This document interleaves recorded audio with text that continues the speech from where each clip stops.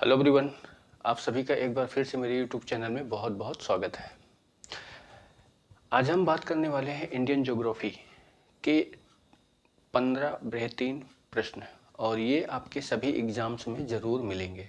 तो वीडियो को अंत तक देखें और आप जिन प्रश्नों के आंसर पता हैं या जिनके नहीं पता हैं तो आप मुझे कमेंट करके ज़रूर बताएं और ये वीडियो आपको कैसा लगता है ये भी मुझे कमेंट करके ज़रूर बताएं।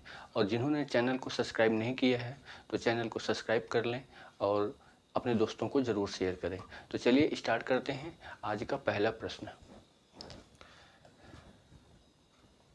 पहला प्रश्न देखो क्या दिया गया है कि यरलुंग जंगबो के नाम से तिब्बत में किस नदी को जाना जाता है। तो ये बहुत बार आपके एग्जाम्स में आया हुआ है। तो यहाँ पे ये जो लिखा है यरलुंग जंगबो, तो ये जो है तिब्बत में पूछ रहा है कि तिब्बत में किस नदी को जाना जाता है। तो अगर हम बात करेंगे तो इसका आंसर क्या हो जाएगा, ब्रह्मपुत्र। तो यानी हम बोलेंगे कि ब्रह्मपुत्र नदी को तिब्बत में क्या नाम दिया जाता है, यरलुंग जंगबो। लेकिन प्रश्न यहाँ पे एक और है कि इसको एक और नाम दिया जाता है तिब्बत में एक नाम और दिया जाता है जिनको क्या बोलते हैं, सांगपो। यानी तिब्बत में इसको सांगपो के भी नाम से जाना जाता है। तो अगर आपके एग्जाम में ऐसा प्रश्न आता है तो आप ये भी याद रख सकते हैं और ये भी याद रख सकते हैं ताकि आपका आंसर कभी गलत ना हो। ठीक है, चलिए देखते हैं अगला प्रश्न। गिरनार की पहाड़ियाँ कहाँ स्थित हैं। ये आपके एग्जाम में कई बार आया हुआ है और जो आने वाले आपके एग्जाम है, चाहे एसएससी के एग्जाम उठा लो, रेलवे का है, व्यापम का कोई भी एग्जाम है, तो उसमें इंडियन ज्योग्राफी के कम से कम 2-3 प्रश्न आपको मिलेंगे। तो अगर आप डेली सीरीज कर रहे हो, डेली आप इसकी प्रैक्टिस कर रहे हो या क्वेश्चंस अटेंड कर रहे हो तो आपका ऑटोमेटिक याद हो जाएगा। कोशिश किया करो कि इस वीडियो में ही याद करने का कि याद हो जाए। ठीक है, तो यहाँ पे देखो क्या लिखा है, गिरनार की पहाड़ियाँ कहाँ स्थित है। तो गिरनार की पहाड़ियाँ आपका कहाँ स्थित है, तो ये आंसर क्या हो जाएगा, गुजरात। यानी क्या है, गुजरात। गुजरात में ये गिरनार की पहाड़ियाँ स्थित हैं। ठीक है, गुजरात में एक जगह है जूनागढ़। तो बोलेंगे कि गुजरात में कहाँ स्थित है, जूनागढ़ में। अगर आपसे पूछ रहा है कि गुजरात में कहाँ स्थित है तो बोलेंगे गुजरात में जूनागढ़ में स्थित है। ठीक है, चलो। जैविक मरुस्थल के नाम से जाना जाता है।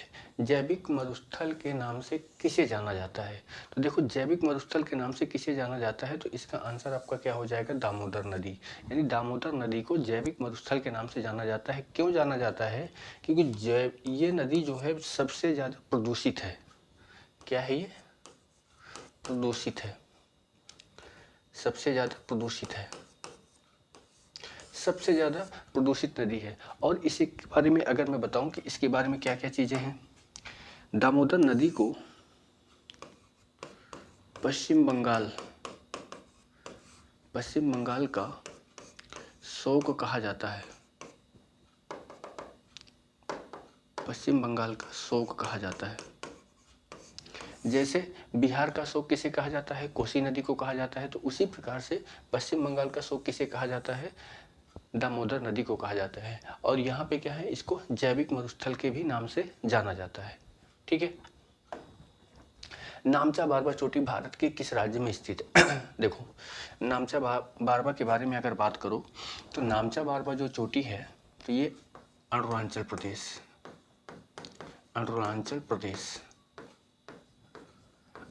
प्रदेश में क्या है, ये स्थित है। तो यहाँ पे अगर देखोगे तो आपका आंसर क्या हो जाएगा, Arunachal Pradesh. Option number A आपका करेक्ट हो जाएगा। अगर मैं बात करूँ कि नामचा बारबा के, तो ये अरुणाचल प्रदेश में, नामचा बारबा अरुणाचल प्रदेश में स्थित है। और हिमालय के किस भाग में अगर आए तो आप यहाँ पे इसको ये बोल सकते हैं कि हिमालय के कौन से भाग में है, तो ये ऊपरी भाग में है, ऊपरी भाग में। और क्या है, और बोला जाएगा ये महान हिमालय में है। कौन से हिमालय में, महान हिमालय में। ठीक है, महान हिमालय में। और ये हिमालय की सबसे पूर्वी चोटी है। हिमालय की क्या है, पूर्वी चोटी है, सबसे पूर्वी चोटी है। तो यानी नामचा बारबा अरुणाचल प्रदेश में स्थित है। ठीक है, तो ये सारे पॉइंट क्या है आपको याद होना चाहिए, आप इनको याद कर सकते हो, नोट कर सकते हो। ठीक है, चलो। पंचमढ़ी पर्यटक स्थल किस पहाड़ी पर स्थित है? पंचमढ़ी, तो अगर तो भाई मैं बात करूं यहाँ पे पंचमढ़ी की, तो पंचमढ़ी जो पहाड़ी, इस पंचमढ़ी जो ये है, ये किस पहाड़ी में स्थित है? तो पहाड़ी यहाँ पे आपको देखो दिया गया है, नीलगिरी, सह्याद्री, सतपुड़ा, अन्नामलाई। तो ये पहाड़ी कौन सी पहाड़ी है? तो बोल सकते हैं कि आपकी सतपुड़ा में, सतपुड़ा में। और सतपुड़ा पर्वत कहाँ आपको मिलेगा? सतपुड़ा पर्वत आपको मिल जाएगा मध्य प्रदेश, मध्य प्रदेश। मध्य प्रदेश में बोलोगे कि मध्य प्रदेश में कहाँ स्थित है? तो मध्य प्रदेश में देखो ये सतपुड़ा यानी पंचमढ़ी बायो स्फीयर जो है वही इसी के अंतर्गत ये आती है, ये पर्यटक पहाड़ी आती है। ठीक है, और ये कहाँ है? मध्य प्रदेश में होशंगाबाद, होशंगाबाद में। तो यानी ये आप पूरा क्लियर कर सकते हो कि ये कहाँ है, पंचमढ़ी कहाँ है? सतपुड़ा में। सतपुड़ा कहाँ है? मध्य प्रदेश। और मध्य प्रदेश में कहाँ है? होशंगाबाद में स्थित है। ठीक है, चलो। तमिलनाडु और आंध्र प्रदेश के तट को क्या कहते हैं? तट का मतलब क्या होता है? नदी के किनारे वाले पार्ट को हम क्या बोलते हैं? तट बोलते हैं। जैसे तालाब होता है, तालाब में एक तट होता है, किनारा होता है, तट। ठीक है, तो तट का बोल रहा है कि तमिलनाडु और आंध्र प्रदेश के तट को क्या बोलते हैं? तो ये आपका आंसर क्या हो जाएगा? कोरोमंडल तट। यानी कोरोमंडल तट जो है वो तमिलनाडु और आंध्र प्रदेश के में स्थित है। ठीक है, कोंकण तट, इसके बारे में बताऊं ये कहाँ स्थित है? तो ये आपका महाराष्ट्र, ये महाराष्ट्र और गोवा। ठीक है, मालाबार तट कहाँ स्थित है? मालाबार तट आपको मिल जाएगा केरल में, ये केरल में स्थित है। ठीक है, और तमिलनाडु और आंध्र प्रदेश में कौन आ गया? कोरोमंडल तट आ गया। खुला नाला के नाम से किसे जाना जाता है? तो खुला नाला के नाम से जाने जाने वाली नदी का नाम क्या है? तो अगर बात करोगे खुला नाला, इसमें आपकी दो नदियां आएंगी, एक यमुना नदी, यमुना नदी, और दूसरी आपकी गंगा नदी। यानी गंगा और यमुना नदी, इन दोनों को क्या कहते हैं? खुला नाला के नाम से जानते हैं। तो यहाँ पे आंसर दिया हुआ है, हो जाएगा यमुना नदी। ठीक है, चलो। पर्वतीय नगर ऊटी किस पहाड़ी पर स्थित है? यानी पर्वतीय नगर ऊटी जो है वो किस पहाड़ी पर स्थित है? तो ये सभी को पता होगा, ये जो ऊटी है, ऊटी है, ये कहाँ स्थित है?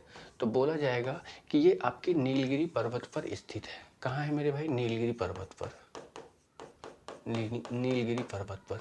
ठीक है, ये नीलगिरी पर्वत पर स्थित है। और नीलगिरी पर्वत का काम क्या है? ये आपका काम करता है पूर्वी घाट और पश्चिमी घाट, पूर्वी घाट और पश्चिमी घाट, पश्चिमी घाट को जोड़ने का काम करता है, को जोड़ने का काम करता है। तो ये बहुत बार प्रश्न आया है कि पूर्वी घाट और पश्चिमी घाट को जोड़ने का काम कौन करता है?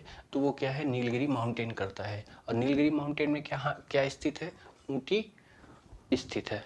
ठीक है, चलो।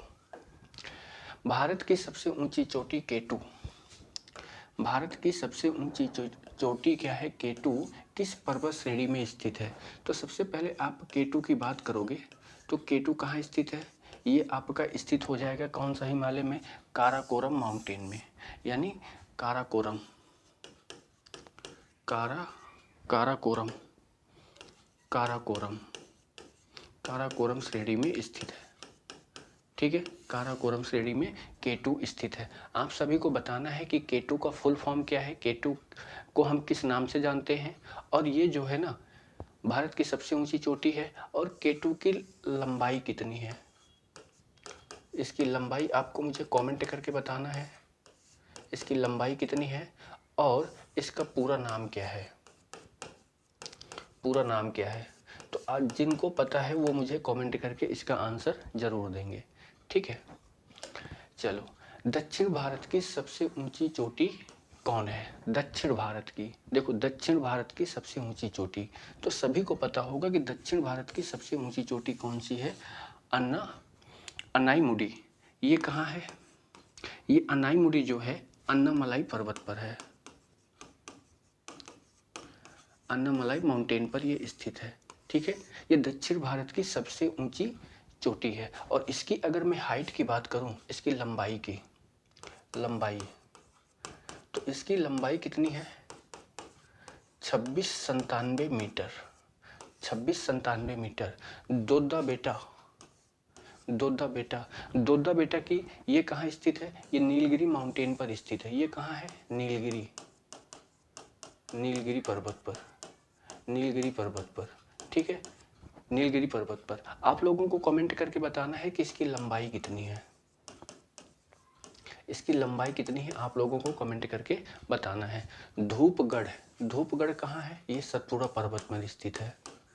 कहाँ है? सतपुड़ा पर्वत में स्थित है, सतपुड़ा पर्वत में स्थित है। ठीक है, ये सतपुड़ा पर्वत पर स्थित है। और इसकी भी लंबाई आपको क्या करना है? कमेंट करके बताना है कि इसकी लंबाई कितनी है, इसकी लंबाई कितनी है। ठीक है, चलो। गंगा की सबसे लंबी सहायक नदी कौन सी है? गंगा की सबसे लंबी सहायक नदी, सभी को पता होगा कि गंगा की सबसे लंबी सहायक नदी कौन सी है? यमुना नदी है। कौन सी है? यमुना नदी है। देखो कोसी नदी क्या है? कोसी नदी के बारे में अगर बात करो तो इसको हम क्या बोलते हैं? बिहार का शोक, बिहार का शोक कहते हैं। कोसी नदी को बिहार का शोक कहते हैं। सोन नदी जो है, सोन नदी के बारे में देखोगे तो ये अमरकंटक की पहाड़ी से निकलती है, अमरकंटक की, अमरकंटक की पहाड़ी से, अमरकंटक की पहाड़ी से निकलती है। और ये जो है उत्तर की तरफ बहती हुई, उत्तर की तरफ बहती हुई, जैसे ये गंगा नदी ऐसे आती है और ये यहाँ अमरकंटक की पहाड़ी से ऊपर की तरफ से निकलती है और ये जाके आगे यहाँ मिल जाती है। ठीक है, तो ये अमरकंटक की पहाड़ी से निकलती है। यमुना नदी जो है, यमुना नदी यमुनोत्री ग्लेशियर से निकलती है। गंडक नदी, गंडक नदी ये भी आपको गंगा नदी की सहायक नदी है। ठीक है, चलो। गारो खासी एवं जयंतियाँ पहाड़ी कहाँ स्थित है? तो गारो खासी जयंतियाँ ये मेघालय में स्थित है। ये कहाँ स्थित है? मेघालय में, मेघालय में। तो आंसर क्या हो जाएगा? मेघालय। ये जो है ना, वहाँ की जनजातियों के नाम के आधार पर इनका नाम दिया गारो खासी जयंती। ये स्थित है आपके मेघालय में। ठीक है, चलो। लूनी नदी कहाँ गिरती है और कहाँ विलीन हो जाती है? ये देखो एक ऐसी नदी है भारत की जो क्या हो जाती है कि विलीन हो जाती है, मतलब लुप्त हो जाती है। तो ये जो है कच्छ के रण, कच्छ के रण। और ये कहाँ स्थित है? ये गुजरात में, गुजरात में। और लूनी नदी की अगर बात करोगे, लूनी नदी कहाँ से निकलती है? तो इसका निकलने का जो वो है, ये अरावली पर्वत, ये अरावली पर्वत से क्या करती है? निकलती है और गुजरात के कच्छ के रण में क्या हो जाती है? विलुप्त हो जाती है, गायब हो जाती है। ठीक है, खैबर दर्रा किसके बीच स्थित है? खैबर दर्रा, देखो ये भी बहुत ज़्यादा इंपॉर्टेंट है, कई बार आपके एग्जाम में आ चुका है। तो खैबर दर्रा की बात करोगे तो खैबर दर्रा आपका पाकिस्तान और अफगानिस्तान के बीच में स्थित है। तो जैसे अगर आप थोड़ा सा यहाँ पे देखोगे कि अगर हम यहाँ पे देखें कि ये अगर इंडिया का यहाँ पे, अगर आप लोग ये मान लो कि यहाँ पे अगर इंडिया का हम ऐसा कुछ मैप बना ले, ऐसा कुछ मान लो, और यहाँ पे ये क्या है? पाकिस्तान है। ये आपका क्या है? पीओके है, ये पीओके है। ठीक है, और यहीं पे देखोगे तो ऐसा कुछ ये अफगानिस्तान है, अफगानिस्तान है। तो ये जो है ये दर्रा यहाँ पे है, ये दर्रा यहाँ पे है, यानी पाकिस्तान और अफगानिस्तान के बीच में खैबर दर्रा स्थित है। ठीक है, अगर क्वेश्चन आपका ये आता है कि खैबर दर्रा, यानी अगर यहाँ पे देखोगे तो खैबर दर्रा जो है, खैबर दर्रा जो है ये काबुल को, ये काबुल को पेशावर से, पेशावर से क्या करता है? जोड़ता है। काबुल से पेशावर को क्या करता है? जोड़ने का काम करता है। तो ये भी लाइन आपको याद होना चाहिए, पता होना चाहिए। ठीक है, आगे अगर हम बात करेंगे, देखो आगे क्या दिया है कि अरावली किस प्रकार का पर्वत है। अरावली माउंटेन के बारे में पूछ रहा है कि अरावली माउंटेन किस प्रकार का पर्वत है। यहाँ पे देखो पर्वतों के प्रकार दिए हैं, अपशिष्ट पर्वत, ज्वालामुखी पर्वत, वलित पर्वत और ब्रह्मशोथ पर्वत। तो अरावली जो माउंटेन है, अरावली माउंटेन है, ये सबसे पुराना पर्वत है। ये क्या है? पुराना माउंटेन है, पुराना पर्वत है। आगे अगर देखोगे लगभग ये 500 मिलियन वर्ष पुराना है, 500 मिलियन वर्ष पुराना है। और अगर देखोगे तो ये जो है ये किस प्रकार का माउंटेन है, तो आप इसको बोल सकते हैं ये एक अपशिष्ट माउंटेन है, अपशिष्ट पर्वत है। कौन सा है? अपशिष्ट पर्वत है। तो आंसर आपका क्या हो जाएगा? ये एक अपशिष्ट पर्वत है। ठीक है, तो ये हो गए आपके 25 प्रश्न, सॉरी 15 प्रश्न।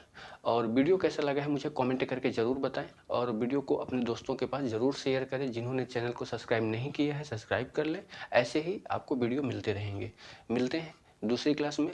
अपना ध्यान रखो और पढ़ाई अच्छे से करो। ठीक है, थैंक यू, धन्यवाद।